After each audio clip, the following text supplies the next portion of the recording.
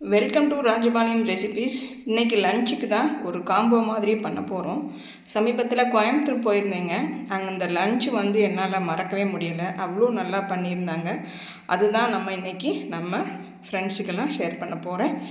ஒரு ஜூஸுங்க, ஒரு கொத்தமல்லி சாதம், ஒரு தயிர் சாதம், ஒரு தடுக்கா நம்ம எப்பயுமே தயிர் பச்சடி பண்ணுவோம் பார்த்தீங்களா, அது நேபாளியில் இந்த இது ரொம்ப ஃபேமஸாக. நான் சாப்பிட்ருக்கேன், ஆனால் அது எந்த ஊர் டிஷ்ஷுன்னு எனக்கு தெரியாது. இப்போ தான் கேட்டேன், இது என்னங்க புதுசாக இருக்குது இந்த ரைத்தா அப்படின்னு கேட்டால், இது நேபாளியோட டிஷ்ஷுமே அப்படின்னு நாங்கள் சொன்னாங்க பசங்க. அதுதான் எப்படி பண்ணாங்கன்னு சொல்லிட்டு கேட்டுட்டு தான் நம்ம இன்றைக்கி பண்ண போகிறோம். ரொம்ப டேஸ்ட்டாக இருந்ததுங்க. அதை நீங்களும் செஞ்சு பார்த்து சாப்பிடுங்க. நம்ம இன்றைக்கி அதே மாதிரி தான் பண்ண போகிறோம். அது எப்படி பண்ணலாம், அதுக்கு என்னென்னு பார்த்துடலாம். ஃப்ரெஷ்ஷான கொத்தமல்லி எடுத்து வச்சுருக்கேன். இது இந்த ஜூஸுக்கு ஒரு 5 பொருளுங்க. கேரட்டு, வெள்ளரிக்காய், லைமு, புதினா, கருவேப்பிலை, கொஞ்சம் இஞ்சி போட்டு ஒரு ஜூஸுங்க. இந்த ரைத்தாக்கு தயிர், இந்த சாதம் பொல பொலன்னு வடித்து வச்சுருக்கோம். இது அந்த ரைத்தாக்காக இந்த உருளைக்கிழங்கு வச்சு தான் பண்ணுறாங்க. ரொம்பவே நல்லா இருந்தது. வாங்க அது எப்படி பண்ணுறதுன்னு பார்த்துடலாம். இப்போ மல்லி சாதத்துக்கு நம்ம என்னென்ன அரைக்கிறோன்னா, 2 பச்சை மிளகாய், பெரிய பல்லா ஒரு 2 பூண்டு, இந்த துண்டு இஞ்சி, க்ளீன் பண்ணி வச்சுருக்கோம் பார்த்தீங்களா, அந்த கொத்தமல்லி தான், ஃப்ரெஷ்ஷான கொத்தமல்லி. இதை மட்டும் நீங்கள் அரைச்சி எடுத்துகிட்டு வந்துடுங்க. தண்ணியெல்லாம் ஊற்ற வேண்டாம், சும்மா அப்படி அரைச்சி எடுத்துடலாம். இது எப்பயுமே சாப்பிட்ற கொத்தமல்லி சாதம் தான், ஆனால் இது கொஞ்சம் வித்தியாசமாக இருக்கும். செஞ்சு பாருங்கள். இப்போ இதை அடித்து எடுத்துகிட்டு வந்துடலாம். இப்போ அடிக்கும் போதே நம்ம ஜூஸுக்கும் அடிச்சுக்கலாம் பாருங்கள்.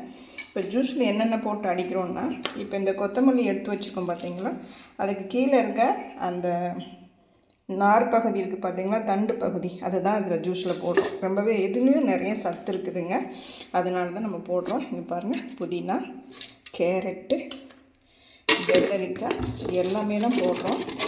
போட்டுட்டு நாட்டு சர்க்கரை, தேன், உங்களுக்கு எது இஷ்டமோ அதை போட்டு நீங்கள் ஒரு கிளாஸில் இந்த லஞ்சு சாப்பிடும்போது எடுத்துக்கலாம். ரொம்பவே நல்லது, உடம்புக்கு ரொம்ப ஹெல்தி. இதெல்லாம் எப்படி பண்ணுறதுன்னு எடுத்துகிட்டு வந்துடலாம். இப்போ ஸ்டவ் ஆன் பண்ணிக்கோங்க. ஸ்டவ் ஆன் பண்ணிவிட்டு 1 ஸ்பூன் நெய் போட்டுக்கோங்க.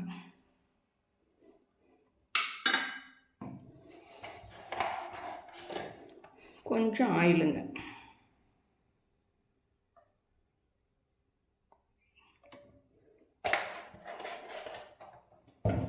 நான் இதுக்கு கடுகு, உளுந்தம்பருப்பு எதுவுமே போடலை,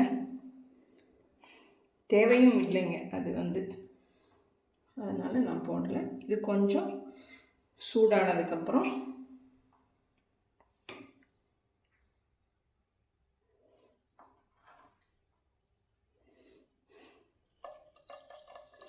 வெங்காயம் நம்ம இப்படி போடுறோம்.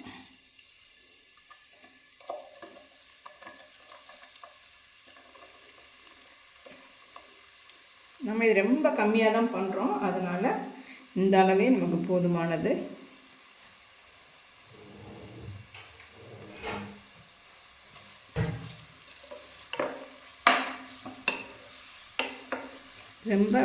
ரொம்ப ஃப்ரை பண்ணணும்லாம் ஒன்றும் இல்லை, ஒரு கண்ணாடி பதம் வர்ற வரைக்கும் நம்ம ஃப்ரை பண்ணிக்கலாம்.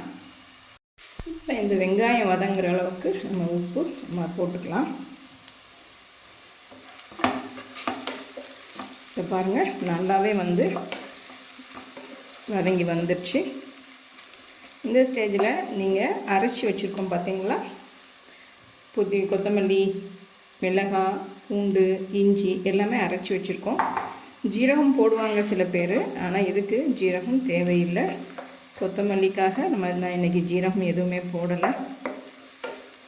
ஏன் தாளிப்புறதுக்கு கடுகு எல்லாம் போடலைன்னா, நான் லாஸ்ட்டாக இதுக்காக முந்திரி வறுத்து வச்சுருக்கேன். அதனால் இதுவே போதும். 1 கப்பு தான் நம்ம பண்ண போகிறோம், அதனால் இதுவே போதும்ன்ட்டு நான் அதெல்லாம் ஒன்றுமே போடலைங்க. நீங்கள் தேவைப்பட்டால் போட்டுக்கோங்க. இப்போ இந்த வெங்காயம் இதில் இதை நம்ம போட்டுடலாம்.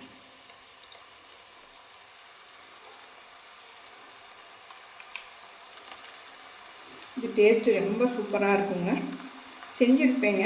இதெல்லாம் வந்து ஸ்கூல் பிள்ளைங்கள்லாம் இப்போ அவங்களே செஞ்சு அவங்களே எடுத்துகிட்டு போகிறாங்க.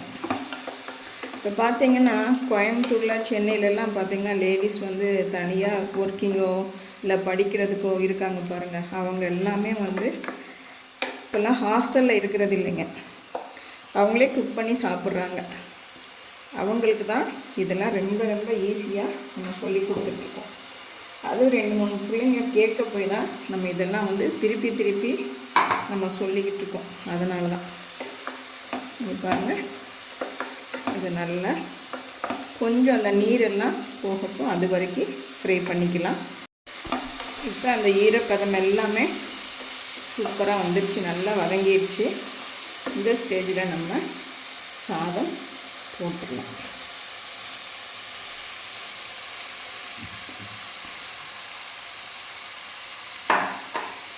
போட்டுட்டு நல்லா கலந்து கொடுங்க. இந்த மாதிரி சாதத்துக்கெல்லாம் நீங்கள் இந்த மாதிரி வடித்து செஞ்சீங்கன்னா அருமையாக இருக்குங்க.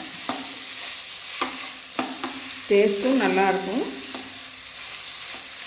குக்கரில் வந்து ஒவ்வொரு நாளைக்கு நம்ம சொன்னபடி கேட்காது, இது பொலப்பொலான்னு வராதுங்க. அதனால நான் இந்த மாதிரி சாதத்துக்கெல்லாம் வடித்து தான் நான் பண்ணுவேன். இவ்வளோதாங்க, ரெடி ஆகிடுச்சு. இப்போ நம்ம இதை உப்பு பார்த்துடலாம்.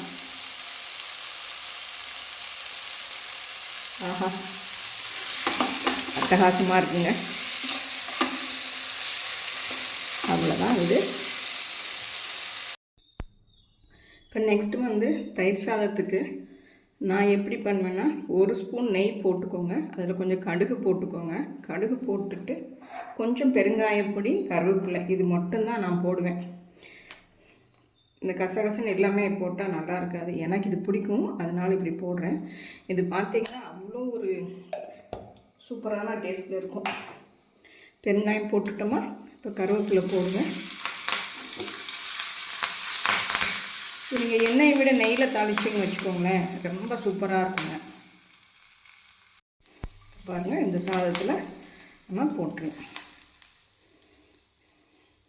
போட்டுட்டு வெறும் ஆடை, பால் ஆடை மட்டும் எடுத்து வச்சுருந்தேன், அதை வந்து போட்டுக்கலாம்.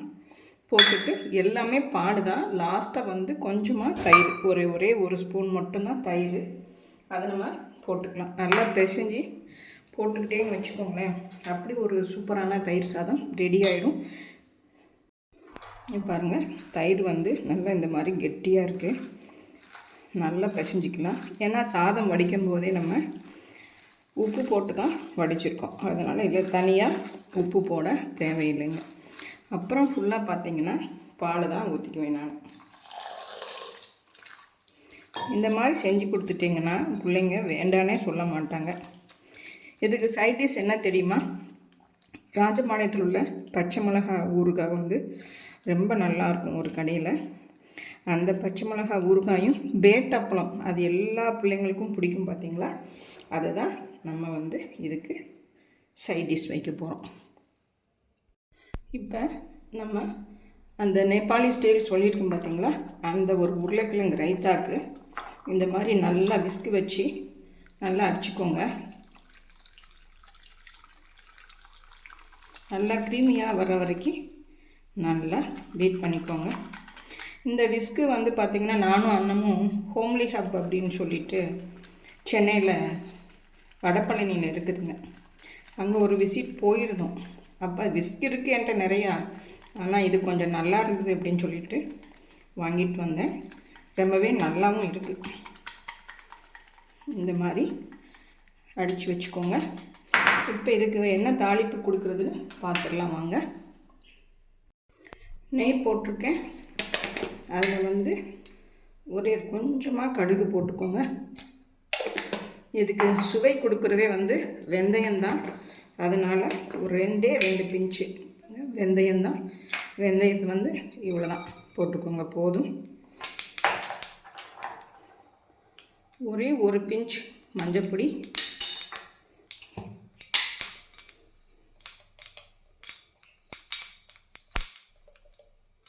கொஞ்சமாக வத்தல் பொடி,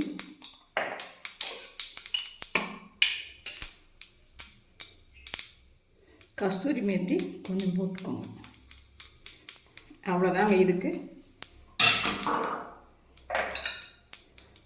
இது எடுத்து தயிரில் கொட்டிக்க வேண்டியதான்.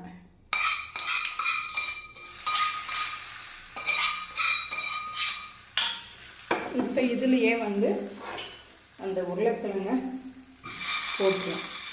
அடுப்பு ஆஃப் பண்ணிடலாம், அது தேவையில்லை. அடுப்பு ஆஃப் பண்ணிவிட்டு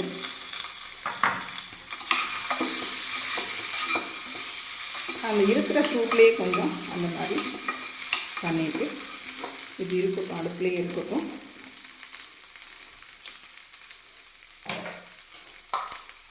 இப்போ பார்த்தீங்கன்னா இந்த மாதிரி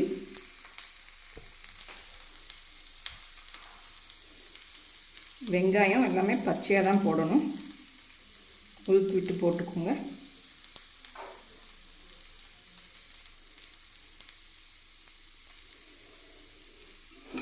போட்டு இந்த உருளைக்கிழங்கையும் இதுலேயே சேர்த்துக்கோங்க.